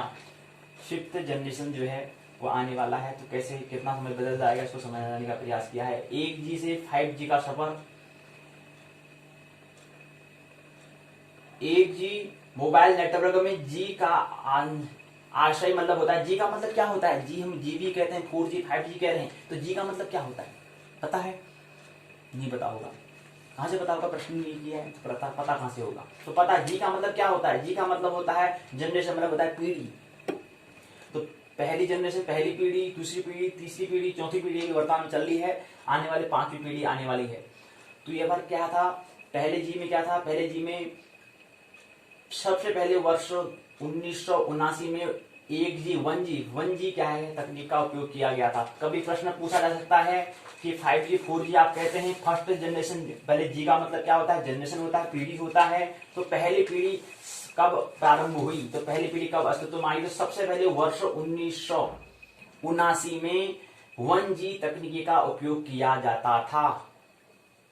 दूसरी जीबी जो आई है 2G, second generation 2G network पहली बार 1991 में मोबाइल के 2G नेटवर्कों का विकास किया। जहां पर 1G जहां एनालॉग नेटवर्क थी, वहीं 2G क्या है? डिजिटल सिग्नल का उपयोग किया गया। तीसरी जनरेशन 3G नेटवर्क वर्ष 2000 में आया है। 2000 के बाद 3G का नेटवर्क की क्या हुई? शुरुआत हुई है। फिर 4th जनरेशन, चौथी पीढ़ी 4G तकनीक की शुरुआत 2007 में हुई है, लेकिन उस वक्त इसे वाईमैक्स नेटवर्क पर टेस्ट किया गया था। इसे ITU ने नहीं तैयार किया था, वहीं वर्ष 2008 में ITO ने 4G के लिए IMT एडवांस तकनीकी प्रौद्योगिकी की क्या करी घोषणा की, जो GSM पर आधारित है, 4G तकनीकी थी। इसके बाद से इसमें और विकास देखा गया है। 4G फोर्थ जनरेशन के लिए FDD और TDD सहित दो प्रौद्योगिकी हैं। भारत में दोनों तकनीकी का उपयोग होता है। तो 5G क्या होगी, 5G कब आता है, 5G के बारे में कब आएगा 5G डिवाइस। 5G को लेकर डिवाइस क्षेत्र में भी बड़ी तैयारी की जा चुकी है। मोबाइल चिप सेट निर्माता कलामकॉम ने वर्ष 2017 में ही 5G चिप सेट का प्रदर्शन किया है। तो 5G आने की तैयारी है कंपनियों की, ये बता रहे हैं। तो 2019 में लॉन्च होने वाला कंपनी का फोन 5G रेडी होगा, तैयार होगा। तो ये गैलेक्सी S10 में हो सकता है 5G। तो गैलेक्सी S10 में हो सकता है 5G। विश्व की प्रमुख मोबाइल फोन निर्माता कंपनी सैमसंग भी 5G को लेकर तैयारी कर चुका है। माना जा रहा है कि गैलेक्सी S10 को 5G सपोर्ट के साथ पेश किया जा सकता है। हाल ही में आई कुछ लीक्स में इस बात का दावा किया गया है कि 5G डिवाइस के मामले में LG भी पीछे नहीं है। वर्ष 2018 की शुरुआत में कंपनी ने कहा था कि वह 2019 की शुरुआत में 5G फोन को लॉन्च कर सकती है, 5G वाले फोन को लॉन्च कर सकती है। हम कहते हैं फोन में कौन सा फोन है, 4G 2G 1G पूछते हैं, तो 4G कहते हैं। G का मतलब आता है जनरेशन, मतलब पीढ़ी होता है। तो पहली जनरेशन 1979 में, 1979 में, दूसरी जनरेशन 2G 1991 में, 1991 में, 3G 2000 के बाद आया है, 4G 2007 के अस्तित्व में आया है, और 2000 अब 5G जो है 2018, 19, 20 जो भी कह रहे हैं आने वाली है, तो ये समझ में हमें रखना चाहिए। 5G में कितनी बदलेगी इंटरनेट की दुनिया। भारत में 4G लॉन्च होने के बाद स्मार्टफोन की दुनिया पूरी तरह से बदल गई है। अब देश में 5G यानी 5th जनरेशन मोबाइल नेटवर्क भी क्या है, दस्तक देने लगा है। इसके बाद सिर्फ मोबाइल ही नहीं बल्कि इससे आपको पूरी दुनिया इससे आपकी पूरी दुनिया भी बदल जाएगी, ये समझने का। तो first generation, second generation, third, fourth और 5th जनरेशन आने वाली है। तो जनरेशन मतलब होता है पीढ़ी के बारे में बात कर रहे हैं। आप आइए थोड़ा कंप्यूटर को थोड़ा समझने का प्रयास करते हैं। कंप्यूटर क्या है, मीट योर कंप्यूटर से हम मिलते हैं। तो कंप्यूटर मतलब होता है आज की सूचना के तकनीक में आज के इस व्हाट इज कंप्यूटर क्या है, अपने कंप्यूटर को हमें जानना है। मीट योर कंप्यूटर क्या है, व्हाट इज कंप्यूटर। आज के इस सूचना तकनीकी प्रौद्योगिकी के युग में कंप्यूटर का प्रयोग जीवन के प्रत्येक क्षेत्र में होता है। कंप्यूटर का प्रयोग अनेक क्षेत्रों में हो रहा है। शिक्षा, संचार, मनोरंजन, बैंकिंग, व्यवसाय, मौसम का पूर्वानुमान और विज्ञान के बारे में होता है। तो कंप्यूटर है क्या, कंप्यूटर एक क्या है, इलेक्ट्रॉनिक डिवाइस है जो निर्देशों के समूह को नियंत्रण में डाटा या लक्ष्य पर क्रिया करके सूचना उत्पन्न करता है। कंप्यूटर में डाटा को स्वीकार करके प्रोग्राम को क्रियान्वित करने की क्षमता होती है। कंप्यूटर में डाटा स्वीकार करने के लिए इनपुट डिवाइस होती है, जबकि क्रिया प्राप्त परिणाम के लिए प्रस्तुत करने के लिए आउटपुट डिवाइस होती है। प्रोसेसिंग का कार्य जिस डिवाइस से होता है उसे हम सेंट्रल प्रोसेसिंग यूनिट CPU कहते हैं। तो प्रश्न पूछा जाना चाहिए CPU क्या है। तो अपने कंप्यूटर को जाने तो सबसे पहले है इसके अंदर हमने कंप्यूटर क्या है ये समझने का प्रयास किया। कंप्यूटर क्या है, कंप्यूटर एक इलेक्ट्रॉनिक डिवाइस है। और फिर इसी क्रम में CPU सेंट्रल प्रोसेसिंग यूनिट किसे कहते हैं, प्रोसेसिंग मतलब होता है प्रक्रिया का कार्य जिस डिवाइस से होता है उसे हम सेंट्रल प्रोसेसिंग यूनिट कहते हैं। प्रोसेसिंग जो होता है, प्रोसेस जो हो रही है उसको कहते हैं सेंट्रल प्रोसेसिंग यूनिट, हम कहते हैं CPU कहते हैं। हम CPU तो कह देते हैं, लेकिन उसका मतलब क्या होता है CPU सेंट्रल प्रोसेसिंग यूनिट होता है। और इसके बाद 17 नंबर शिक्षा के क्षेत्र में महत्वपूर्ण, शिक्षा के क्षेत्र में कंप्यूटर के अनुप्रयोग क्या है। शिक्षा में डिजिटल मीडिया के यहाँ पर उपयोग हो सकता है। Application of computer in education में, शिक्षा में डिजिटल मीडिया में, शिक्षा में तकनीकी संचार, digital media in education, online test और टेस्ट परिणाम प्रदर्शित करने में, online test and publishing of test result, data training में इसको कर सकते हैं, ट्रेडिंग में हम कर सकते हैं। कंप्यूटर के लाभ और सीमाएं, बेनिफिट्स क्या हैं, क्या इसकी लिमिटेशंस हैं, कंप्यूटर के बारे में उसको समझने का प्रयास। कंप्यूटर के लाभ क्या हैं, बेनिफिट्स ऑफ कंप्यूटर, और उसकी क्या सीमाएं क्या हैं, लिमिटेशन क्या है, इसको समझने का प्रयास। लाभ हैं उच्च गति, पहली उच्च गति, दूसरी शुद्धता, तीसरी संग्रहण क्षमता, तीसरी चौथी स्वचालितता, पांचवी परिश्रमी, छठा विविधता, सातवां मूल्य गुणवत्ता। सीमाएं क्या है, लिमिटेशन कंप्यूटर की सीमाएं क्या है। कंप्यूटर विभिन्न कठिन कार्यों को करने के लिए एक सशक्त माध्यम है, परंतु कंप्यूटर को शुद्ध कार्य करने के लिए एक स्पष्ट और पूर्ण निर्देशन की आवश्यकता होती है। यदि कंप्यूटर को दिए गए निर्देशन पूर्ण और स्पष्ट नहीं है, तब कंप्यूटर शुद्ध परिणाम प्रस्तुत नहीं कर पाता है। उसका अगला है व्यक्तिगत कंप्यूटर, पर्सनल कंप्यूटर क्या है, इसको समझने का प्रयास हम अगली बैठक में करेंगे। कल की पाठशाला में समझने का प्रयास करेंगे कि व्यक्तिगत पर्सनल कंप्यूटर क्या होता है, उसको समझने का प्रयास हम करेंगे। तो आज की बैठक में हमने ये समझने का प्रयास किया कि कंप्यूटर क्या है। कंप्यूटर क्या है, एक इलेक्ट्रॉनिक डिवाइसेस, एक क्या है, इलेक्ट्रॉनिक डिवाइसेस होता है जो क्या करता है, निर्देशों के समूह के नियंत्रण में डाटा अर्थात जो आंकड़े हैं को लक्ष्य पर क्रिया करके सूचना उत्पन्न करता है। और कंप्यूटर में डाटा स्वीकार करने के लिए इनपुट डिवाइस की आवश्यकता होती है, और जो जबकि क्रिया प्राप्त परिणाम करने के लिए प्रस्तुत करने के लिए क्या होती है, आउटपुट डिवाइस की हमें आवश्यकता होती है। एक इनपुट एक आउटपुट हमें आवश्यकता होती है, डिवाइस की आवश्यकता होती है। प्रोसेसिंग का कार्य जिस डिवाइस से होता है उसको हम सेंट्रल प्रोसेसिंग यूनिट इसे कहते हैं, केंद्रीय प्रक्रिया इकाई उसको हम कह सकते हैं, सीपीयू उसको हम कहते हैं। ये हमने समझने का प्रयास कंप्यूटर क्या है और सीपीयू क्या होता है, ये समझने का प्रयास आज की पाठशाला में। और उसके हमने बात किया था, उसके बाद हमने कहा कि इसका अनुप्रयोग क्या है, शिक्षा के क्षेत्र में डिजिटल मीडिया में काम करेगा। Application of computer in education field में, शिक्षा के क्षेत्र में कंप्यूटर के अनुप्रयोग क्या है, ये हमने समझने का प्रयास किया। शिक्षा में तकनीकी संचार, डिजिटल मीडिया इन एजुकेशन को समझने का प्रयास किया। ऑनलाइन टेस्ट और टेस्ट परिणाम प्रदर्शन करने के लिए हमने बातें की, और डाटा ट्रेनिंग के बारे में हमने कहा। उसके बाद हमने कहा कि कंप्यूटर के लाभ और सीमाएं क्या हैं, क्या इसके बेनिफिट हैं, क्या इसकी लाभ है, क्या इसकी लिमिटेशन है, सीमाएं, ये हम समझने का हमने प्रयास आज की पाठशाला में किया। कल की पाठशाला में हम बात समझेंगे कि पर्सनल कंप्यूटर क्या होता है, इसको समझने के बाद हम उसको समझने का हम प्रयास कल की पाठशाला में करेंगे। आइए पाठशाला के द्वितीय भाग में अर्थात पाठ्यक्रम सिलेबस अर्थात पाठ्यचर्चा में आइए प्रवेश करें। उत्तराखंड मुक्त विश्वविद्यालय के स्नातक प्रथम वर्ष के प्रथम प्रश्न पत्र विषय संस्कृत की पाठशाला में आइए प्रवेश करें।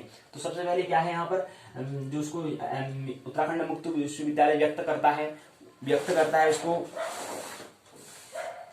SL01 पहला दिन है, इसलिए इसको हमने SL01 लिखा है। इसके बाद SL101 इनके स्नातक प्रथम वर्ष का प्रथम प्रश्न पत्र है, उसका नाम है नाटक अलंकार छंद है। उससे पहले एक बात और समझ लें, ऋषियों के ज्ञान का प्रतीक है संस्कृत। समूचे देश में संस्कृत एक शुद्ध और परिमार्जित भाषा के रूप में उभरी है, जो राष्ट्रीय गौरव का प्रतीक है। आजकल विदेशों में भी क्या है, संस्कृत दिवस मनाने की परंपरा एक अन्य शुभ संकेत है। श्रावणी पूर्णिमा को संस्कृत दिवस इसलिए निश्चित किया गया कि प्राचीन समय में शिक्षण सत्र वेद पाठ का प्रारंभ इसी दिन से होता है। तो पूछा जाना चाहिए कि संस्कृत दिवस कब मनाया जाता है, तो पता होना चाहिए कि श्रावणी पूर्णिमा को संस्कृत दिवस मनाया जाता है। और इसी समय क्यों मनाया जाता है, उसका भी कारण है कि प्राचीन समय में क्या था, शिक्षण सत्र जो था वेद पाठ का आरंभ इसी दिन से होता था, इसलिए श्रावणी पूर्णिमा को संस्कृत दिवस मनाया जाता है। यह दिन ऋषि महर्षियों के स्मरण, पूजा और समर्पण का परिचायक भी है। हमारी आदर्श परंपराएं इन धरती के ऋषियों के कंठ से ही गूंजी थी। 1969 में 1969 में भारतीय शिक्षा मंत्रालय के आदेश में केंद्रीय और राज्य स्तर पर संस्कृत दिवस मनाने का निर्देशन जारी हुआ था। संस्कृत संविधान में अनुसूचित भाषाओं में से एक है। भारत सरकार के तकनीकी और वैज्ञानिक शब्दावली आयोग ने संस्कृत शब्दों की व्युत्पत्ति और निर्माण को प्रमाणिक, तथ्यपरक, व्याकरण सम्मत, स्तरीय और वैज्ञानिकता से ओतप्रोत माना। भारतीय विधि एवं न्याय मंत्रालय द्वारा संविधान का सर्वप्रथम संस्कृत अनुवाद 1950 में हुआ था, जो बाद में संशोधित रूप से 1985 में प्रकाशित हुआ। वेदों में पद्यवत कविता का नाम ऋचा कहा जाता है। तो ऋचा किसे कहते हैं ये पता होना चाहिए। ऋचा उसे कहते हैं कि वेदों में पद्यवत कविता का नाम, जो पद्यवत जो है, ऐसी कविता जो पद्यवत है, जो पद में क्या है बद्ध है उसको हम पद्यवत कहते हैं। तो ऐसी कविता को हम ऋचा कहते हैं। वेदों में इसको ऋचा कहते हैं। पद्यवत कविता क्या कहलाती है? ऋचा कहलाती है। ऋचाओं का संग्रह ऋग्वेद में, जिसे हम सर्व प्राचीनतम ग्रंथ हम कहते हैं। यूनेस्को ने भी ऋग्वेद को विश्व के प्राचीनतम ग्रंथ की सूची में स्थान दिया है। अथर्ववेद के 63 मंत्रों का एक पृथ्वी सूक्त है, जिसमें हमारी धरती माँ के वैभव के साक्ष्य भरे हैं। वैदिक ऋषियों ने वैदिक कृषि पर बल दिया था, आधिकारिक वृक्षारोपण का संदेश दिया था। यही वह अवसर है जिसमें हम ज्यादा से ज्यादा वृक्षारोपण कर अपनी धरा को हरियाली की चुनरी उड़ाकर पुत्र होने का धर्म निभा सकते हैं। ऋग्वेद के एक मंत्र में वायु को विश्ववेशा कहकर सिद्ध किया गया है। शुद्ध वायु के सेवन से ही पूरा शरीर क्या होता है? स्वस्थ और निरोग रहता है। सामवेद संगीत विद्या का जन्मदाता है। दिन भर के थके हारे व्यक्ति की थकान संगीत को मधुर ध्वनि क्या करती है? दूर करती है। और संगीत सुनने में हमारा हृदय, हमारा शरीर का दूसरा भाग काम करता है। और जिसमें हम कोई विचार चिंतन करते हैं उस बार हमारा शरीर का दूसरा भाग काम कर रहा होता है। तो इसलिए अपने जब भी हम कोई पाठशाला कोई भी अगर हम अध्ययन करते हैं तो वहां पर हमें संगीत का भी उसका साथ हमें लेना चाहिए, क्योंकि शरीर के अलग अलग पाठ में कोई अगर काम करे तो लगातार एक काम हमें नहीं करना है, तो उसमें परिवर्तन हमें करना चाहिए, इंटरवल हमें लेना चाहिए। तो उसके साथ जब हम कोई विचार से, कोई चिंतन से संबंधित कोई विज्ञान का सिद्धन करने की बात कर रहे हैं तो पर वो उस समय हमारा शरीर का मस्तिष्क वाला हिस्सा काम कर रहा होता है। जिसे हम संगीत सुनते हैं उससे हमारा हृदय वाला मतलब शरीर का हृदय अर्थात शरीर का दूसरा भाग यथा हृदय काम कर रहा होता है। इसलिए संगीत हमें सुनना चाहिए। और सामवेद में क्या है? संगीत विद्या का जन्मदाता है। संगीत के बारे में सामवेद को समझना चाहिए। वेद 4 वेद होते हैं, 4 उसकी संहिता है, ऋग्वेद, यजुर्वेद, सामवेद और अथर्ववेद। तो सामवेद संगीत विद्या का जन्मदाता है। दिन भर के थके हारे व्यक्ति की थकान दूर करने के लिए मधुर संगीत ध्वनि दूर कर सकती है। लेकिन स्कूल कॉलेजों में संस्कृत के विद्यार्थियों को निरंतर घटती संख्या जो है चिंताजनक है। समय के अनुरूप पाठ्यक्रमों में परिवर्तन और संस्कृत जन जागृति के साथ ही संस्कृत पढ़ रहे युवाओं के लिए सरकारों को ठोस कदम उठाना चाहिए। ये थोड़ा चिंताजनक बात है कि समय यहाँ पर क्या हो रहा है, लोग कम स्कूल संस्कृत पर जोर कम दे रहे हैं, इसलिए ध्यान देना चाहिए। खुला आकाश, हर वर्ष संस्कृत दिवस पर प्रभात फेरियां और श्लोक गायन कर अखबार की सुर्खियों में आ जाने मात्र से संस्कृत भाषा भला कैसे बचाई जा सकती है? कैसे? खुला आकाश एक सूचना दी है। तो कुछ यहाँ पर हम कह रहे हैं कि अभिज्ञान शाकुंतलम क्या है? केवल संकेत ले रहे हैं, फिर कल की पाठशाला में इसको समझेंगे विस्तार से। अभिज्ञान शाकुंतलम होता है अभिज्ञान, एक होता है ज्ञान, एक होता है अभिज्ञान। एक होता है कि हम कोई ऑब्जेक्टिव मतलब एक होता है प्रतिबिंब की हम होता है, एक सब्जेक्टिव होता है, एक ऑब्जेक्टिव होता है। तो सब्जेक्टिव जो है, जो ऐसा ज्ञान जो सब्जेक्टिव हो वो अभिज्ञान कहलाता है, और जो ऑब्जेक्टिव हो वो क्या कहलाएगा? जानकारी कहलाएगी, सूचना कहलाएगी। तो सब्जेक्टिव मतलब अभिज्ञान मतलब हमें पता है अभिमान एक शब्द है। मान मतलब होता है किसी के द्वारा दिया गया उधार, सम्मान को हम कहते हैं मान कहते हैं। और अभिमान होता है कि अपने आत्मा से निकला हुआ सम्मान, अपने आत्मा से मिली हुई गवाह, जो सम्मान रूप में जो हमें गवाह मिल रही है उसको अभिमान हम कहते हैं। तो यहीं पर क्या है? अभिज्ञान हमें मिलता है, उनको अपने अंतर से क्या आता है उसको अभिज्ञान यहाँ पर मिलता है। किसका मिलता है? शकुंतलम का। शकुंतला से संबंधित यहाँ पर नायिका शकुंतला है, और दुष्यंत और शकुंतला का यहाँ पर नायक और नायिका के बारे में यहाँ पर उनसे संबंधित यहाँ पर नाटक है उससे संबंधित। तो यहाँ पर शकुंतला जो ये नायिका है, अभिनेत्री है, उसके नाम से अभिज्ञान शाकुंतलम बड़ा है। क्यों? क्योंकि शकुंतला को ही वो अभिज्ञान के लिए कुछ दिया गया था,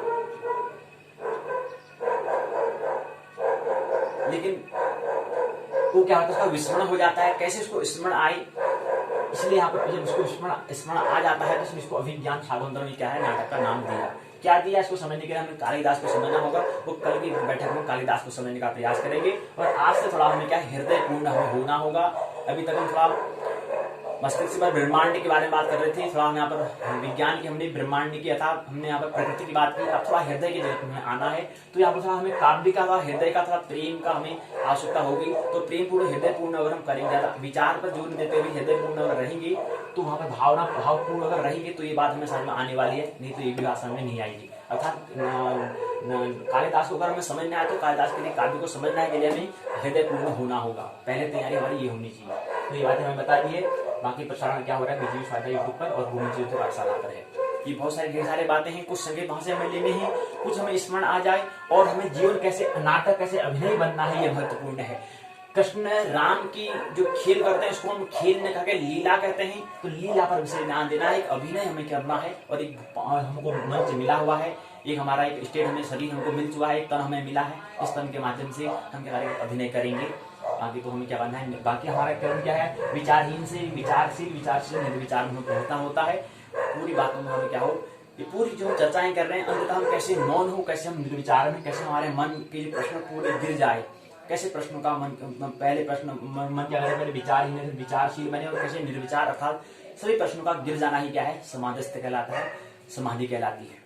तो मानने की आवश्यकता नहीं, जानने की, आनंद महोत्सव पूर्वक जीवन जीने की आवश्यकता है। मेरी बातों को इतने प्रेम पूर्वक शांति पूर्वक सुना, बहुत बहुत अनुभव हेतु अंत में सबके भीतर बैठे हुए परमात्मा को प्रणाम करता हूँ। मेरा प्रणाम स्वीकार करें।